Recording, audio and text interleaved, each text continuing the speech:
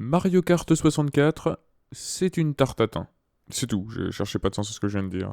Bon, si, bien sûr. J'entends par là qu'à l'origine, le processus de création du jeu ne devait pas du tout amener à un mix entre Mario et un jeu de course. Alors oui, vous connaissez certainement l'anecdote, mais les développeurs ont en fait ajouté les personnages de l'univers Mario Bros à leur jeu de course utilisant le mode 7 de la Super NES parce que ça les amusait. Et ça les a tellement amusés qu'ils en ont fait un jeu à part entière, à savoir Super Mario Kart. Et ça a plu. Et à juste titre, puisque SMK encore aujourd'hui est un des jeux canapés les plus amusants à faire entre amis, ce qui est le principe du jeu canapé. Tout ça pour dire qu'une suite était plutôt évidente à envisager. Et ça n'a pas trompé, puisque 3 ans plus tard débarqua sur la toute nouvelle console de Nintendo un second opus. Et vous êtes prêts pour le coup de vieux? Super Mario 64 va avoir 21 ans dans moins de 2 mois. Mais est-ce que ce fossé générationnel influe sur sa qualité, qu'elle soit intrinsèque ou biaisée par le temps?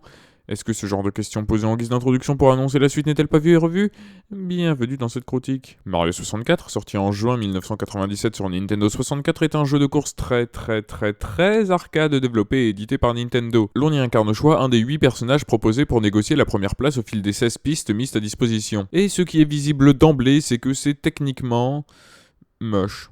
Alors oui, c'est de la N64, mais même à l'époque, c'était assez raté. Enfin, selon les dires, puisque j'étais pas né. Et c'est pas tant les gros polygones qui gênent, puisque le tout est parfaitement lisible, que le fait que les personnages et quelques décors sont en 2D, découpés en sprites pas bien fines, ce qui est assez perturbant. Mais de un, ça reste parfaitement regardable et tout à fait lisible, comme j'ai pu le dire plus haut, et de deux, on s'en fout un peu, non? C'est pas du tout là que le jeu mise, et à juste titre, puisque son potentiel est tout ailleurs. Bon, je dis pas, une technique poussée est toujours appréciable, il suffit de voir Mario Kart 8 pour s'en convaincre, mais le contraire ne va pas obstruer le reste. Surtout que Mario Kart 64 se dote d'une direction artistique non seulement réussie, car l'on retrouve la touche Mario dans les couleurs utilisées ainsi que les décors, mais aussi car chaque circuit, à une ou deux exceptions près, est totalement unique dans sa direction artistique. Mais vraiment, on a une quinzaine d'environnements drastiquement différents et tous réussis. Bon, on aura toujours nos petits préférés, mais force est de constater qu'un énorme effort a été fait pour que nous n'ayons pas de sentiment de déjà-vu. Et ça concerne les décors, mais aussi les tracés des pistes. Organisés en 4 coupes contenant chacune 4 pistes, la difficulté et la longueur de ces derniers va aller en croissant, que ce soit dû au nombre de virages ou à l'absence de murs qui retiennent votre chute, la fameuse route arc-en-ciel en tête. Et dans tous les circuits est posée une petite trouvaille pour la rendre unique, la ferme Meumeu et ses taupes, le désert Kalimari et son train, la route Glagla et ses pingouins, la vallée Yoshi qui est un vrai labyrinthe, en plus d'avoir une architecture qui sent la recherche. Et c'est une bonne chose, puisque le principe est quand même de revenir sur le jeu à de multiples reprises, donc ce serait un peu totalement con de louper cet aspect. En ce qui concerne les modes de jeu, l'on retrouve le classique Grand Prix, jouable seul ou à deux en écran scindé, qui permet d'affronter l'intelligence artificielle par coupe et en 50, 100 ou 150 cm3,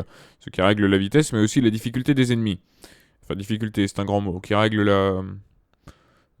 la bonne volonté des ennemis qui aimeraient bien finir premier un jour. Surtout que le Grand Prix ne sert pas à grand chose à part débloquer le mode miroir, puisque toutes les courses sont d'emblée disponibles. Non, c'est pas passionnant, ça remplit la même fonction que le mode contre la montre, mais avec des gens qui peuvent vous niquer votre chrono à coups de carapace et de banane. Alors que pour le coup, le mode contre la montre est vraiment utile pour planifier ses trajectoires et optimiser ses courbes. Et si vous voulez vous mettre au speedrun, tant mieux, faites ce que vous voulez. Et bien sûr, les modes que l'on connaît tous et qui font la renommée du jeu, le mode versus et le mode bataille, où l'on peut s'affronter jusqu'à 4 en écran scindé dans des parties où un meurt très vite arrivé. C'était pas moi. Le fait est que le jeu avantage clairement les derniers en leur donnant un bien plus grand pourcentage de chances de choper une étoile ou un éclair afin de vite remonter, alors que les premiers devront se contenter de bananes et autres objets plus défensifs pour garder leur position. Ce qui fait que l'on peut très bien être dernier toute la course pour choper l'item magique qui vous fera remonter tout le classement à la fin du 3ème tour. Ou l'inverse, on peut parfaitement gérer la course pour se prendre une carapace bleue qui vous fait reculer de 8 ou 9 places.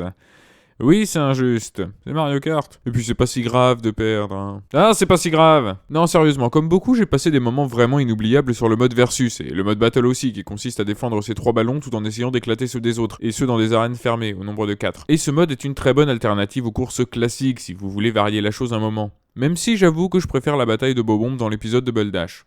En fait, je préfère Double Dash tout court. Ensuite, pour quand même parler un peu course, puisque c'est un petit peu un jeu de karting, quand bien même on l'oublie assez facilement, les personnages proposés se distinguent en 3 catégories. La catégorie légère, telle que Yoshi ou Peach, qui favorise la vitesse au détriment de la résistance, la catégorie moyenne, qui concerne Mario et Luigi, entre autres, qui procure une expérience équilibrée, et la catégorie gros connard de bourrin, c'est le nom officiel, certes lent mais apte à envoyer balader les autres cartes dans le décor. Voilà. Et sinon, les sensations de vitesse sont parfaitement convaincantes et le jeu est des plus fluides. Sur émulateur en tout cas. J'ai pas joué à la version 64.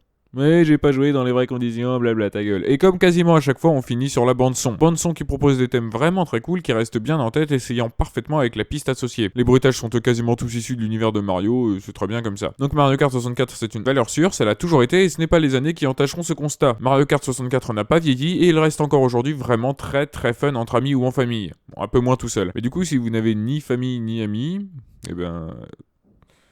Réjouissez-vous pour les autres. Et malgré toute l'exploitation du plombier, malgré l'espace qui le sépare de Metroid, malgré le lien assez faible qu'il a avec les jeux Zelda, malgré le fait qu'il soit coiffé au poteau par F-Zero ou laissé au sol par Star Fox, on peut dire que pour que la franchise ne parte pas en tête à queue, Nintendo a carburé pour toujours avoir les meilleures cartes en main.